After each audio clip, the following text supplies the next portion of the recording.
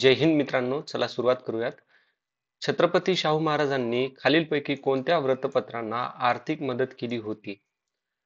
तर उत्तर आहे याचं विजयी मराठा, तरुण मराठा, कैवारी आणि तेज. ऑप्शन नंबर 4 याचं उत्तर आहे. तर लक्षात ठेवा, विजयी मराठाचे संपादक कोण होते? तर श्रीपत राव शिंदे. तरुण मराठा, कैवारी आणि तेज ह्या तिन्ही न्यूजपेपरचे संपादक होते दिनकरराव जावळकर. ठीक आहे. आता अजून कोणकोणत्या व्रतपत्रांना शाहू महाराजांनी आर्थिक मदत केली होती? तर त्याच्यामध्ये आहे दीनमित्रा आणि याचे संपादक होते मुकुंदराव पाटील. ओके, पाटील. त्याच्यानंतर राष्ट्रवीर नावाच्या व्रतपत्राला पण त्यांनी आर्थिक मदत केली होती. राष्ट्रवीर हे व्रतपत्र श्यामराव देसाई यांनी, म्हणजे श्यामराव देसाई हे त्याचे संपादक होते. ठीक आहे. आता काही महत्वाचे मुद्दे बघूयात शाहू महाराजांबद्दल. 1908 मध्ये शाहू महाराजांनी मिस क्लर्क नावाची एक बोर्डिंग स्कूल चालू केली होती कोल्हापुरात. 1911 ला त्यांनी फ्री एज्युकेशन सुरू केलं होतं. ओके. 1912 मध्ये त्यांनी पाटील स्कूलची स्थापना केली. 1916 मध्ये त्यांनी डेक्कन रयत एज्युकेशन इन्स्टिट्यूट याची सुरुवात निपाणी या ठिकाणी केली होती. आणि ह्या डेक्कन रयत एज्युकेशन इन्स्टिट्यूट ही जे अनटचेबल्स होते ना, अस्पृश्य, त्यांच्यासाठी ही सुरू केली होती. आता डेक्कन रयत एज्युकेशन इन्स्टिट्यूटला रयत एज्युकेशन इन्स्टिट्यूट रयत स्कूल सोबत कन्फ्यूज नका करू, कारण की रयत स्कूल म्हणलं की कर्मवीर भाऊराव पाटील. ठीक आहे. आणि डेक्कन एज्युकेशन सोसायटी म्हटलं की टिळक, गोपाळ गणेश आगरकर ते येतात. ठीक आहे. हे थोडे क्लोज पॉइंट आहेत, त्याच्यामुळे कन्फ्युजन होऊ शकतं. 1918 मध्ये त्यांनी तलाठी स्कूल चालू केली. आता त्याचबरोबर 1906 मध्ये त्यांनी अनटचेबल्स साठी नाईट स्कूल चालू केली. ओके, अस्पृश्यांसाठी रात्र शाळा चालू केली. 1907 मध्ये त्यांनी अस्पृश्य मुलींसाठी नाईट स्कूल चालू केली होती. ओके, अनटचेबल गर्ल्स साठी नाईट स्कूल चालू केली होती. आता एक मुद्दा लक्षात ठेवा, छत्रपती शाहू महाराज पुन्हा डॉक्टर B.R. आंबेडकर हे दोघं महात्मा फुले यांच्या टीचिंग्स वरती खूप इन्फ्लुएन्स झालेले होते, प्रभावी झालेले होते. तर मे बी विचारलं जाऊ शकतं. ठीक आहे. पुढचा प्रश्न आहे, कारण की हा प्रश्न विचारला होता कर्नाटकाच्या एक्झाम मध्ये, कर्नाटका PSI च्या एक्झाम मध्ये. तर आपल्याला पण मे बी विचारला जाऊ शकतो. ठीक आहे. महात्मा फुलेंना काय म्हणतात? महाराष्ट्राचे मार्टिन ल्युथर. ठीक आहे. आता पुढचा प्रश्न, सतीच्या चाली सतीच्या चालीचे निर्मूलन करण्यासाठी जॉन माल्कम यांनी मुंबई चालवलेल्या प्रयत्नांना रिकामजागा यांनी पाठिंबा दिला. तर याचं उत्तर आहे नाना शंकर शेठ. आता सतीची प्रथा म्हणलं की आपल्याला दोन मुद्दे लक्षात यायला पाहिजे. 1929 ला एक ऍक्ट पास झाला आणि सती प्रथा बंद करण्यात आली होती. त्यावेळेस कोण होते? एक मिनिट. 1829 ला सती प्रथा बंद करण्यात आलेली होती. कायदा पास केला होता लॉर्ड विल्यम बेंटिकने. ओके, विल्यम बेंटिकने. हा गव्हर्नर जनरल होता त्यावेळेसचा. आता सती प्रथा बंद करण्यासाठी कोणी एफर्ट घेतले होते? तर राजाराम मोहन रॉय यांनी पण. ठीक आहे. तर सतीबद्दल काही प्रश्न आला तर हे नाव लक्षात ठेवा, विल्यम बेंटिक, राजाराम मोहन रॉय, नाना शंकर शेठ, जॉन माल्कम. ठीक आहे. 1929 मध्ये काय ऍक्ट बनवण्यात आलेला होता. आता आपण पाहूया थोडं नाना शंकर शेठ यांच्याबद्दल. नाना शंकर शेठ यांचं एक टोपण नाव आहे, ते म्हणजे अ हिंदू. अ हिंदू. त्याच्यानंतर 1822 मध्ये त्यांनी बॉम्बे नेटिव्ह एज्युकेशन सोसायटीची सुरुवात केली. 1822 मध्ये. 1835 मध्ये त्यांना ब्रिटिश सरकारने एक अवॉर्ड दिला होता, त्याचं नाव आहे जस्टिस ऑफ पीस. त्यांनी Bombay native society, Bombay native society म्हणजेच त्याला अजून काय नाव आहे, एलिफंटस्टन एज्युकेशन इन्स्टिट्यूट, ही चालू केली होती आणि त्यांनी 25,000ची देणगी त्याला दिलेली होती. आता एलिफंटस्टाईन एज्युकेशनल इन्स्टिट्यूट आहे ना, याचे हिंदीचे प्रोफेसर कोण आहेत हे तुम्हाला जर माहित असेल तर प्लीज कमेंट बॉक्स मध्ये मेन्शन करा. याच्यावरती एक पुढे प्रश्न आहे. ठीक आहे. आता याच्यात लक्षात ठेवा, 1852 मध्ये त्यांनी बॉम्बे असोसिएशनची सुरुवात केली. ओके, बॉम्बे असोसिएशनची. पुढचा प्रश्न पाहूयात. पुढीलपैकी कोणत्या व्यक्तींनी शालोपयोगी पुस्तके लिहिली? तर हा प्रश्न आयोगाने कॅन्सल केलेला आहे, पण आता हे काही नाव आहेत ना, हे फार महत्वाचे आहेत आपल्याला, तर कदाचित याच्यावरती प्रश्न बनू शकतात. काशीनाथ छत्रे. काशीनाथ छत्रे यांचं पूर्ण नाव काय आहे? सदाशिव सदाशिव काशीनाथ छत्रे. तर लक्षात ठेवा, हे सेक्रेटरी होते कशाचे? हरिद शाळा शाळा पुस्तक मंडळी. ओके, हरिद शाळा पुस्तक मंडळीचे सेक्रेटरी होते, सचिव होते. यांची काही महत्वाची पुस्तक आहेत, जसे की बालमित्र 1828 मध्ये लिहिलेलं आहे त्यांनी. त्यानंतर एप्सॉप्स फॅबलस 1828 मध्ये. त्यानंतर वेताळ पंचविशी 1830 मध्ये. ठीक आहे. आता पाहूयात हरिकेशवजी. हरिकेशवजी यांचं एक पुस्तक आहे, तेवढं लक्षात ठेवा. पुस्तकाचं नाव आहे डायलॉग्स ऑन केमिस्ट्री. हे त्यांनी 1837 मध्ये लिहिलेलं आहे. जगन्नाथ शास्त्री क्रमवंत यांनी 1829 मध्ये एक पब्लिश केलेलं आहे, त्याचं नाव आहे महाराष्ट्र लँग्वेज डिक्शनरी. ठीक आहे, महाराष्ट्र लँग्वेज डिक्शनरी नावाचं त्यांनी पब्लिश केलेलं आहे 1829 ला बुक. ओके, पुढचा प्रश्न पाहूयात. शाहू महाराजांनी नवीन शंकराचार्य म्हणून कोणाला नेमले? तर 1920 मध्ये त्यांनी नवीन शंकराचार्य म्हणून सदाशिवराव बेनाडीकर यांना नेमलेले आहेत. ठीक आहे. आपण पाहिलं की शाहू महाराज डॉक्टर बी आर आंबेडकर हे महात्मा फुले यांच्या टीचिंग्स वरती फार इन्फ्लुएन्स झालेले होते. ओके, तर महात्मा फुलेंची एक हे आहे, ओके, सत्यशोधक समाज 1873 ला जी सुरू केली होती. तर शाहू महाराजांनी 1911 ला कोल्हापुरामध्ये सत्यशोधक समाजाची सुरुवात केली होती आणि त्याचे चेअरमॅन कोण आहेत?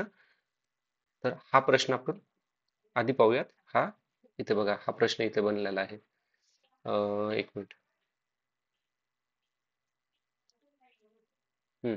1911 मध्ये कोल्हापुरात सत्यशोधक समाजाची शाखा स्थापन करून छत्रपती शाहू महाराज यांनी रिकाम जागा यांचे अध्यक्ष म्हणून नियुक्ती केली होती, भास्करराव जाधव. ठीक आहे. आता याच्यात एक लक्षात ठेवा, जुलै 1913 मध्ये त्यांनी सत्यशोधक समाज शाळा, ठीक आहे, सुरू केली होती कोल्हापुरामध्ये आणि त्याचा कार्यभार कोणाकडे दिला होता त्यांनी? विसोजी दाने यांच्याकडे. ठीक आहे, तर हे गोष्टी लक्षात ठेवा. आता प्रश्न कोणता चालू आहे आपला? प्रश्न क्रमांक 30. प्रतियोगिता सहकार पक्ष स्थापनेत रिकामजागा यांचा सहभाग होता. तर प्रतियोगिता सहकार पक्ष 1926 मध्ये स्थापन करण्यात आलेला होता आणि याची स्थापना केली होती नचिकेळकर, मुंजे, मदन मोहन मालवीय, लोकनायक मा श्री अने. ठीक आहे, ऑप्शन नंबर 4. आता अने यांच्याबद्दल लक्षात ठेवा, हे लोकनायक त्यांना उपाधी मिळालेली आहे. ओके, अने यांना. आता यांच्याबद्दल एक गोष्ट फार महत्वाची आहे, विचारल्या जाऊ शकतं आपल्याला. त्यांनी ना जंगल कायदा मोडला होता. कसा मोडला होता त्यांनी? तर पुसद मधील एक रिझर्व्ह फॉरेस्ट होतं, ओके, राखीव जंगल होतं. तर तिथे त्यांनी काय केलं? गवत कापून हा जंगल कायदा मोडला. केव्हा केला होता? 1930 मध्ये. ठीक आहे, म्हणजे ब्रिटिशर काय करायचे की असा एक पर्टिक्युलर एरिया, ठीक आहे, त्याला ते प्रिझर्व करायचे जंगल म्हणून. ठीक आहे, आणि ह्या जंगलामध्ये कोणी पण जर गेलं, कोणी पण कोणत्या पण शेतकऱ्याचे किंवा कोणाचे पण जर गुरं वासरं इथे गेले आणि गवत चरायला लागले, तर ते त्याच्यावरती टॅक्स लावायचे ब्रिटिशर्स. तर हा कायदा होता जंगल कायदा. तर हा मोडून काढला. कोणी काढला होता? लोकनायक श्री अने यांनी केला होता 1930 मध्ये. मदन मोहन मालवीय आणि लोकनायक अने यांनी दोघांनी मिळून 1934 मध्ये काँग्रेस नॅशनलिस्ट पार्टीची स्थापना केली होती. काँग्रेस नॅशनलिस्ट पार्टीची स्थापना केलेली आहे. ठीक आहे, आता मदन मोहन मालवीय बद्दल थोडेसे आपण डिस्कशन करूयात. ठीक आहे, इथं जागा आहे म्हणून लिहितोय मदन मोहन मालवीय. ठीक आहे, आता यांच्याबद्दल सर्वात महत्वाचा मुद्दा, 1915 मध्ये त्यांनी हिंदू महासभा याची स्थापना केली. मालवी हे काँग्रेस 1909 मध्ये जे अधिवेशन झालं होतं, लाहोर अधिवेशनाचे प्रेसिडेंट होते. 1909च्या अधिवेशनामध्ये काय झालेलं होतं? तर मॉर्ले मिंटो रिफॉर्म 1909, त्यालाच काय म्हणतात? Indian council act. आता INC 1918 ह्या सेशन चे पण ते प्रेसिडेंट होते. आता एक लक्षात ठेवा, 1918चं जे सेशन झालं होतं ना INCचं, तर त्याच्यामध्ये 2 जागेवर हे सेशन झालं होतं. ठीक आहे, तर दिल्लीमध्ये जे झालं होतं 1918चं सेशन, त्याचे प्रेसिडेंट होते मदन मोहन मालवीय. ठीक आहे, आणि बॉम्बेमध्ये झालं होतं, तर तिथले प्रेसिडेंट होते सय्यद हसन इमाम. ठीक आहे, तर ह्या गोष्टी लक्षात ठेवा, महत्वाच्या आहेत. आता यांना काही निक नाव दिलेले आहेत, जसे की प्रिन्स ऑफ बेगर. ठीक आहे, रवींद्रनाथ टागोर यांनी त्यांना एक टायटल दिलं होतं महामन. महात्मा गांधीजी यांनी यांना टायटल दिलं होतं मदन मोहन मालवीय यांना देवपुरुष. आपल्याला माहिती आहे 1932 मध्ये पुना पॅक्ट साइन झाला होता. ओके, महात्मा गांधीजी आणि डॉक्टर BR आंबेडकर यांच्यामध्ये. तर महात्मा गांधींच्या बिहाफ मध्ये कोणी साइन केलं होतं? तिथे मदन मोहन मालवीय यांनी साइन केलं होतं. तर हे छोटे छोटे मुद्दे पण फार महत्वाचे आहेत. ठीक आहे, त्याच्यानंतर लक्षात ठेवा,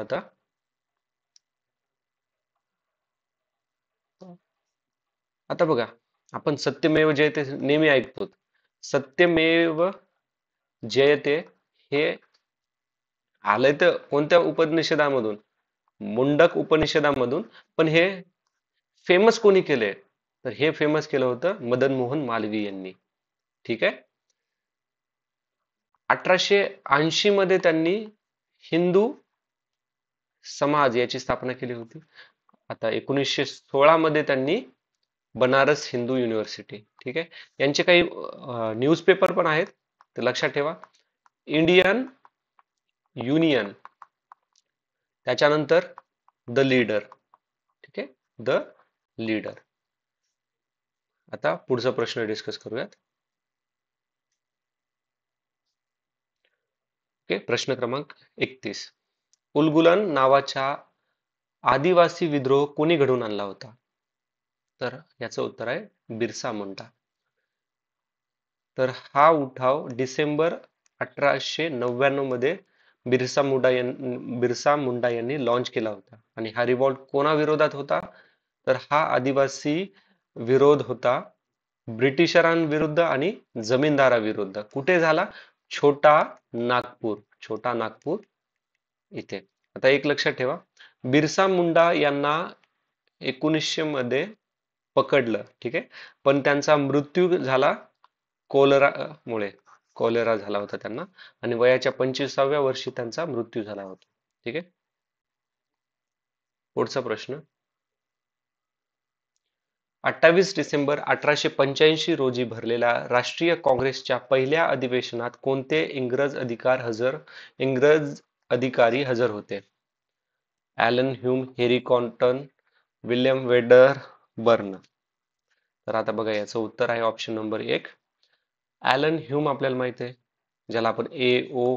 ह्यूम असं म्हणतो. तर हा जो काँग्रेस आहे ना, याला फादर ऑफ काँग्रेस असं पण म्हणतात, ॲलन ह्यूमला. ही जी पहिली अधिवेशन भरली होती त्याचे सेक्रेटरी सचिव कोण होते? तर हे ॲलन ह्यूमच होता. ठीक आहे. जॉर्ज युले. ओके, आपण लक्षात काय ठेवलं होतं? येवलेचा चहा 4 रुपयाला. ठीक आहे, अशा ट्रिकनं लक्षात ठेवलं होतं. हे पहिला ब्रिटिश आणि चौथा INCच्या सेशनचा प्रेसिडेंट होता. 5वा कोण होता? विल्यम वेडरबर्ग, म्हणजे दुसरा ब्रिटिश अधिकारी जो INCचा प्रेसिडेंट होता. आणि हे 5वं सेशन कुठं झालं होतं? बॉम्बेमध्ये झालं होतं. पहिलं जे सेशन झालं ते कुठे झालं होतं? बॉम्बेमध्ये झालं होतं. आणि पहिले प्रेसिडेंट कोण होते? रोमेशचंद्र बॅनर्जी. आणि बॉम्बेमध्ये कुठे झालं होतं? गोकुळ दास तेजपाल संस्कृत पाठशाळा. आणि हे ऍक्च्युली होणार कुठं होतं? पुण्याला होणार होतं. पण त्यावेळेस पुण्यामध्ये कॉलेराची साथ पसरलेली होती. ठीक आहे. ह्या वेळेसचा व्हॉइसरॉय कोण होता? तर डफर. Okay, Dufferin. डफर म्हणून लक्षात ठेवा वाटलं तर त्याला. ठीक आहे. आता पुढचा प्रश्न. स्त्री शिक्षणाची दिशा हा स्त्री शिक्षणावरील लेख रिकाम जागा या वृत्तपत्रात प्रकाशित झाला होता. तर याचं उत्तर आहे ऑप्शन नंबर 1, केसरी. केसरी हे news paper, Marathi news paper कोणी चालू केलं आहे? लोकमान्य टिळकांनी. ठीक आहे, 1881च्या दरम्यानमध्ये. याचे पहिले संपादक एडिटर कोण होते? गणेश गोपाळ ओके आगरकर. स्त्री शिक्षणाच्या दिशा हा लेख 1887 मध्ये केसरी या वृत्तपत्रामध्ये पब्लिश झालेला होता. आता एक प्रश्नाचं उत्तर द्या. पहिला मराठी न्यूजपेपर कोणता? ठीक आहे, माहित असेल तर पॉज करून कमेंटमध्ये आन्सर द्या.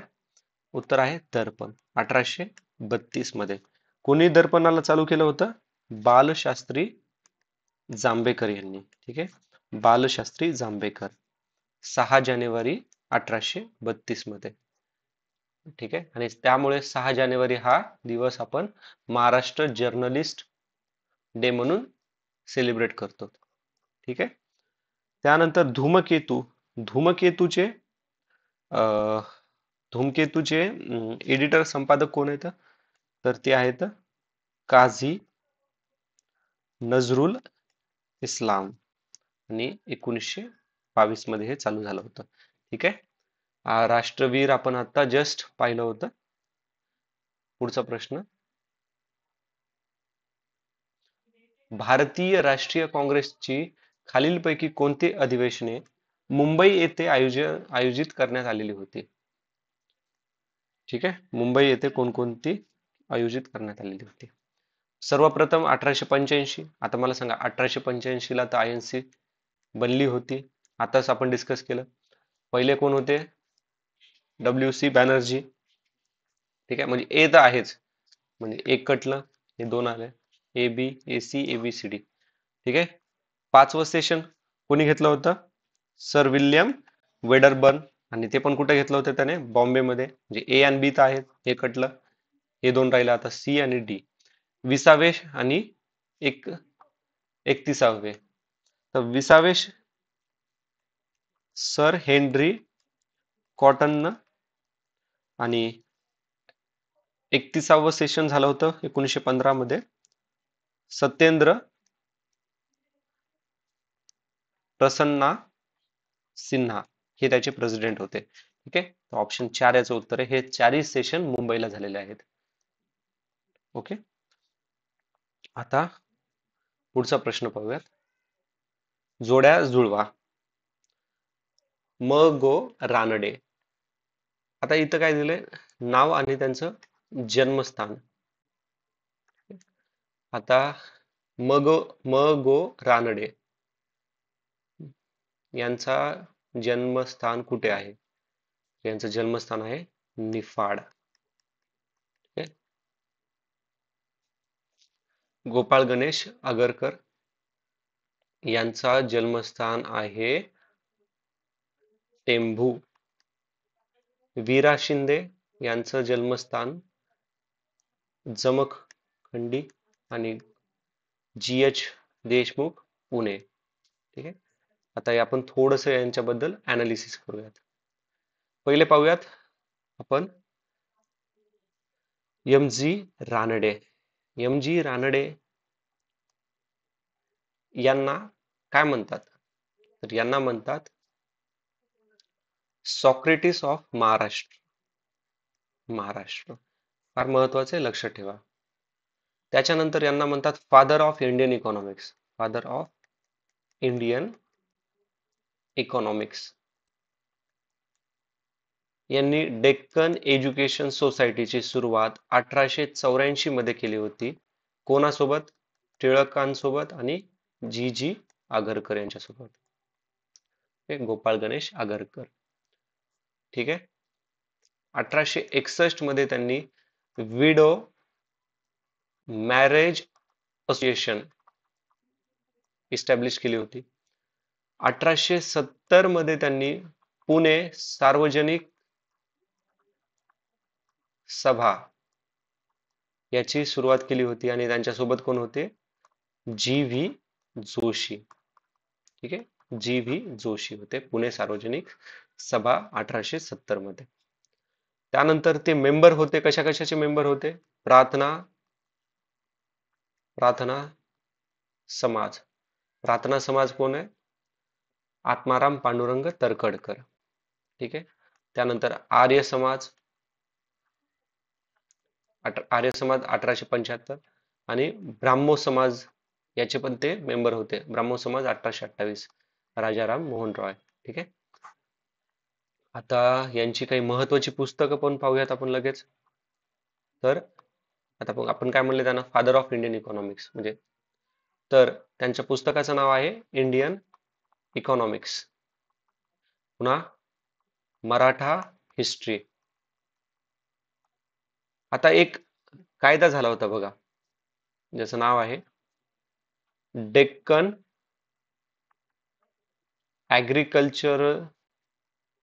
ऍग्रिकल्चरिस्ट रिफॉर्म ऍक्ट 1897.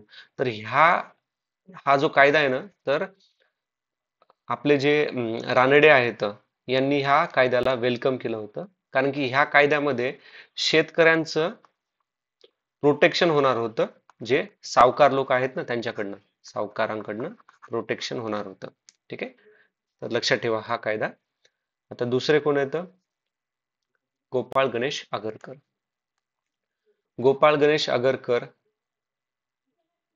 त्यानंतर चिपळूणकर टिळक. ओके, लोकमान्य टिळक या तिघांनी मिळून न्यू इंग्लिश स्कूल याची सुरुवात 1880 मध्ये पुण्यात केली. आपण आताच डिस्कस केलं होतं डेक्कन एज्युकेशन सोसायटी. ठीक आहे, डेक्कन एज्युकेशन सोसायटी 1884. गोपाळ गणेश आगरकर, लोकमान्य टिळक आणि रानडे यांनी मिळून केलेली आहे. त्याच्यानंतर लक्षात ठेवा फर्ग्युसन कॉलेजची सुरुवात आगरकर आणि टिळक यांनी केलेली आहे. फर्ग्युसन कॉलेजचे दुसरे प्राचार्य किंवा प्रिन्सिपल म्हणून कोण कार्यरत होते? आगरकरच कार्यरत होते. लोकमान्य टिळकांच्या केशरी, ओके, केसरी जो त्यांचं मराठी न्यूजपेपर होतं त्याचे एडिटर कोण होते पहिले? गणेश गोपाळ आगरकरच होते. यांनी सुधारक नावाचा न्यूजपेपर 1888 मध्ये चालू केलं. 1882 मध्ये त्यांनी एक एक पुस्तक लिहिलं, त्याचं नाव आहे 101 दिवस इन 101 दिवस डोंगराच्या जेल मध्ये, डोंगराच्या तुरुंगामधील, किंवा डोंगराच्या तुरुंगामधील 101 दिवस.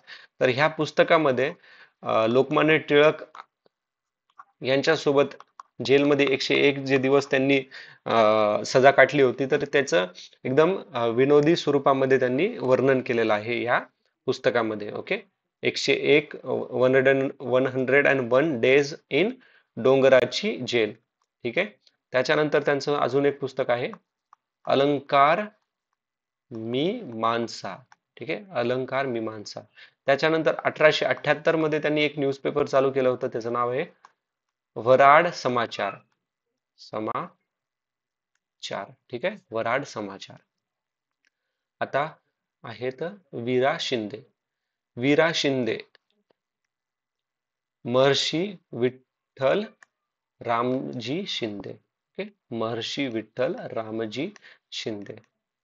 1905 मध्ये त्यांनी रात्रशाळा म्हणजे नाईट स्कूल चालू केली होती अनटचेबल चिल्ड्रन साठी. कुठे चालू केली होती? पण यांनी पुण्यात चालू केली होती. ओके, शाहू महाराजांनी कुठे चालू केली होती मित्रांनो? आपण जस्ट डिस्कस केलेला आहे. ठीक आहे, आता लक्षात ठेवा 1906 मध्ये त्यांनी डिप्रेस क्लास मिशन याची सुरुवात केली होती बॉम्बे या ठिकाणी. आता याच्यातनं एक कन्फ्युजन होणारा पॉइंट आहे. 1930 मध्ये डॉक्टर बी आर आंबेडकर यांनी डिप्रेस क्लास मुवमेंटची सुरुवात केली होती. लक्षात ठेवा, डिप्रेस क्लास मिशन म्हणलं की कोण? शिंदे. ओके, 1930 मध्ये डिप्रेस क्लास मुवमेंट म्हणलं की कोण? डॉक्टर बी आर आंबेडकर. ठीक आहे, तर याच्यात गफलत होऊ नका देऊ. त्याच्यानंतर 1910 मध्ये त्यांनी मुरली प्रतिबंधक समाज मुरली प्रतिबंधक सभा याची सुरुवात केली होती. 1912 मध्ये त्यांनी अस्पृश्यतेच्या निवारण परिषद याची सुरुवात केली होती. अस्पृश्यता निवारण परिषदाची सुरुवात 1912 मध्ये यांनी केली होती. ओके, वीरा शिंदे यांनी, विठ्ठल रामजी शिंदे. त्याच्यानंतर त्यांनी एक पुस्तक लिहिलेलं आहे 1933 मध्ये, त्याचं नाव आहे भारतीय अस्पृश्यतेचा प्रश्न. 1907 मध्ये त्यांनी एक सोमवंशी मित्र समाज याची सुरुवात केली होती. 1917 मध्ये अखिल भारतीय निराश्रित अस्पृश्य निवारण संघ याची सुरुवात केली होती. ओके, अखिल भारतीय निराश्रित अस्पृश्य निवारण संघ. आणि आता पुढचं पाहूयात आपण. पुढचे कोण राहिलेत? GH देशमुख, हरी देशमुख, गोपाळ हरी देशमुख. तर यांना ना एक निकनेम आहे लोकहितवादी. पण यांना लोकहितवादी हे निकनेम का पडलं? ऍक्च्युली काय करायचे ते, त्यांचं एक न्यूजपेपर होतं. न्यूजपेपरचं नाव आहे प्रभाकर. तर ह्या न्यूजपेपर मध्ये ते लोकहितवादी या टोपण नावाखाली ते लिहायचे. आणि काय लिहायचे ते? सोशल म्हणजे समाजामध्ये जे रिफॉर्म्स करायचे आहेत ना, ते समाजातल्या रिफॉर्म्स, जसं की स्त्रियांना शिक्षण, विडो रिमॅरेज वगैरे वगैरे, ते याच्यामध्ये मेन्शन करायचे, पण लोकहितवादी या टोपण नावाखाली. ठीक आहे. त्यांचा बघा चाइल्ड मॅरेजला विरोध होता. पुन्हा जो हुंडा घ्यायचा डावरी त्याला विरोध होता. पुन्हा पॉलिगॅमी म्हणजे एका पुरुषाचे एकापेक्षा जास्त लग्न, त्यांचा या गोष्टीला त्यांचा विरोध होता. ठीक आहे. त्यांचं एक मॅगझिन पण होतं जे गुजराती आणि इंग्लिश लँग्वेज मध्ये पब्लिश व्हायचं, त्याचं नाव आहे हितेच्छू. ओके, हितेच्छू. त्यांचं काही महत्वाचे पुस्तक पण आहेत, फार महत्वाचे आहेत, जसे की पानिपतची लढाई, पानिपत वॉर, पुन्हा कलयुग, अजून लंकेचा इतिहास. ठीक आहे, हे काही महत्वाची गोष्टी आहेत. आता पुढचा प्रश्न पाहूयात, खालीलपैकी कोणते वाक्य बरोबर आहेत. ठीक आहे, तर अलेक्झांडर या विद्वानाच्या मते कायमधारा पद्धतीत व्यापारवादी तत्वे दिसत नाहीत. 1765 मध्ये ईस्ट इंडिया कंपनीला मद्रासची दिवाणी मिळाली. लॉर्ड कॉर्नवॉलिस याने 22 मार्च 1793 रोजी मुंबई प्रांतात कायमधारा पद्धत लागू केल्याची घोषणा केली होती. त्याच्यानंतर प्रश्न आहे, प्रिंगेलची पुणे जिल्ह्यात सन 1823 मध्ये असिस्टंट रेव्हेन्यू कलेक्टर म्हणून नेमणूक झाली. आता बघा, आपल्याला बरोबर स्टेटमेंट विचारलेलं आहे. तर पहिलं स्टेटमेंट मध्ये हे जे नाही तर नाहीये, अलेक्झांडर या विद्वानाच्या मते कायमधारा पद्धतीत व्यापारवादी तत्वे दिसतात. ठीक आहे, आता तुम्ही कॉमन सेन्स न जरी वापरला असताना, बघा ब्रिटिशर आले कशाला होते, व्यापारासाठी. त्यांच्या ज्या पण पद्धती आहेत ते व्यापारवादासाठीच असणार ना. ठीक आहे, आणि हे काय पूर्ण ब्रिटिशर काय भारताच्या वेलफेअरसाठी नव्हते काय करायचे, ते त्यांच्याच पोटासाठी करायचे. ठीक आहे, दुसऱ्याचं पोट मारायचे ती गोष्ट वेगळी आहे. तर एक हे विधान चूक आहे. 1765 मध्ये ईस्ट इंडिया कंपनीला मद्रासची नव्हे तर 1765 मध्ये नव्हे तर ती होती पिट्स इंडिया ऍक्ट, जो 1784 मध्ये झालेला होता. त्या कायद्यानुसार 1785 मध्ये ईस्ट इंडिया कंपनीला मद्रासची दिवाणी मिळालेली होती. ठीक आहे, आणि हे लॉर्ड कॉर्नवॉलिसनं 22 मार्च 1793 रोजी मुंबई प्रांतात नाही तर बेंगॉल प्रांतामध्ये कायमधारा पद्धत चालू केली होती. उत्तर आहे ऑप्शन 4 याचं. ठीक आहे, आता लॉर्ड कॉर्नवॉलिस काय आणि हा पिट्स कायदा पण काय ते एकदा थोडं रिवाइज करून घेऊयात. ठीक आहे, पिट्स कायदा 1784 ला आलेला आहे. याच्यामध्ये गव्हर्नर जनरल आणि 3 त्याचे काउन्सिलर यांची नेमणूक करण्यात आलेली होती. बॉम्बे, मद्रास मधले जे गव्हर्नर जनरल होते ना, तर ते सबऑर्डिनेट होते, म्हणजे बेंगॉलच्या गव्हर्नर जनरलच्या खाली हे काम करायचे, गव्हर्नर जनरल ऑफ बॉम्बे आणि गव्हर्नर जनरल ऑफ मद्रास. ठीक आहे, ह्या पिट्स ऍक्ट नुसार कोर्ट ऑफ डायरेक्टर याची स्थापना करण्यात आली होती. या कोर्ट ऑफ डायरेक्टर मधले जे मेंबर होते ना, त्यांचं काम होतं की जे पण कमर्शियल फंक्शन आहेत, जे पण व्यापाराला रिलेटेड गोष्टी आहेत त्याचं डिसिजन घेणं, आणि राजकीय गोष्टीचं डिसिजन घेण्यासाठी बोर्ड ऑफ कंट्रोल बनवण्यात आलं होतं. Okay, board of control. आता हा लॉर्ड कॉर्नवॉलिस, कॉर्नवॉलिस, तर ह्या लॉर्ड कॉर्नवॉलिसने 1786 ते 1793 मध्ये, त्याच्या काळामध्ये तिसरं म्हैसूर युद्ध झालं होतं, आणि तिसरं म्हैसूर युद्ध 1790 ते 92, तुम्हाला काही जागावर 1789 ते 92 असं पण दिसेल. तर हे तिसरं म्हैसूर वॉर टिपू सुलतान आणि ब्रिटिशांविरुद्ध झालं होतं.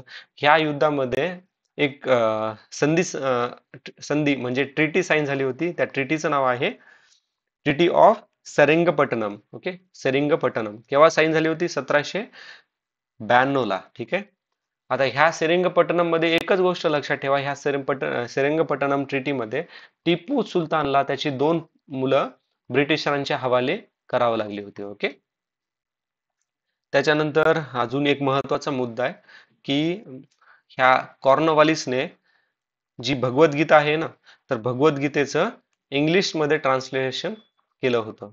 ओके, किंवा त्याने करून घेतलं होतं. ओके, पुढचा प्रश्न आता आपण नेक्स्ट व्हिडिओमध्ये डिस्कस करूयात. Okay, thanks for watching. काही जर डाऊट असेल तर प्लीज कमेंट बॉक्समध्ये मेन्शन करा. जय हिंद, टेक केअर, बाय बाय.